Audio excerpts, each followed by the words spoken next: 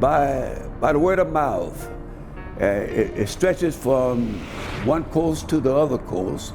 And when blacks were traveling at that particular time, they would always tell their neighbors when they get to their destination, they always tell their friends or their family, if you're traveling on 66, you can always feel free to stop by Threatt Service Station to get gas, hot dogs, hamburgers, whatever you want, because you felt more welcome there, because this was a place that we didn't treat people by the texture of their skin.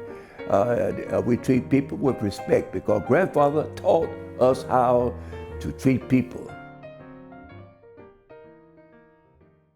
The owner, my grandfather, he's a senior. My dad is a junior, and I am the third. And I have a son. My son is the fourth.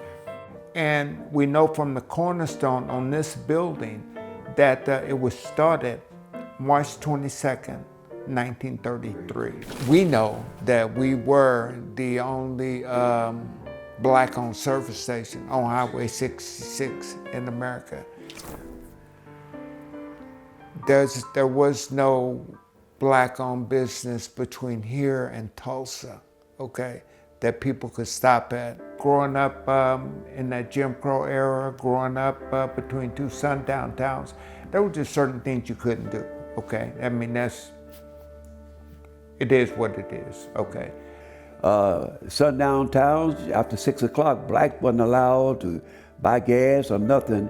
So when the blacks were traveling, they always stopped here when the new service station was built to get gas, fuel up, and if they've been driving a long distance, if they want to stop and get rest, they could just park their cars and back in the ground, right back at the service station, because we had a kind of a hospitality back door on the grass. At a particular time, you can just stop and just park your car in the back, rest up overnight, get up, get back on the road again. This, at one point, was a full-service gas station. Now, you go to anywhere to get gas, you pump your own gas. You want your windshield washed, you wash your own windshield. Whereas here, well, cuz he would go out there and pump gas for people. They sit in their cars. During that particular time, I was a little boy. I just go out there and pump gas, and I had a little stool I could stand on, do the windshields, and be polite to customers. And they gave me a little quarter, 50 cents, gave me a little tip, and I was proud to get that. On a Friday and Saturday night, this was in the summertime, all the summertime. In the wintertime, it wasn't too much going on in the wintertime, it's just getting gas. But the summertime was time when the fun and the enjoyment happened at Threatt Service Station. They had right behind the service station, they had a wooden platform about big as this floor right here, and it was built.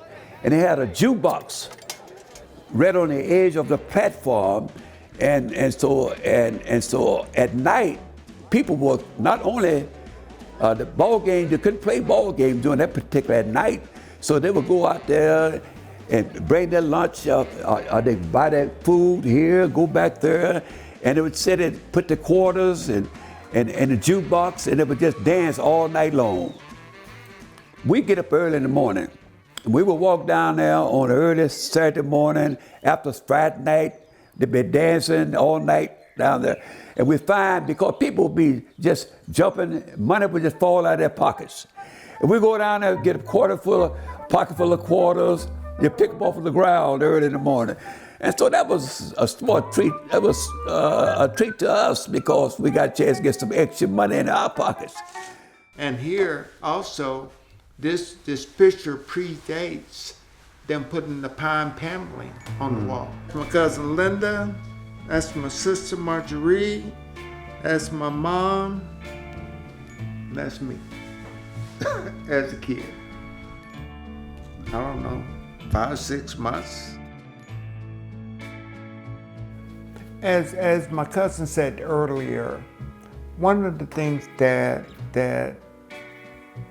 Grandpa kind of insisted on, okay, is that you treat people the way you want to be treated. People could come here and it's like when you realize that you're safe, when you realize that you're surrounded by people and knowing that you're at a safe haven, and that's a good feeling. I think the single most important thing was to make sure that we preserved what Grandpa got started. This is where we can keep history and put legs on history. The legs can walk by the story that we tell about Threatt Service Station. This is not just about the Threatt family though, okay? Because we are also a part of the town of Luther, okay? And not just that, but we're also a part of the state of Oklahoma, okay? So we want to be a beacon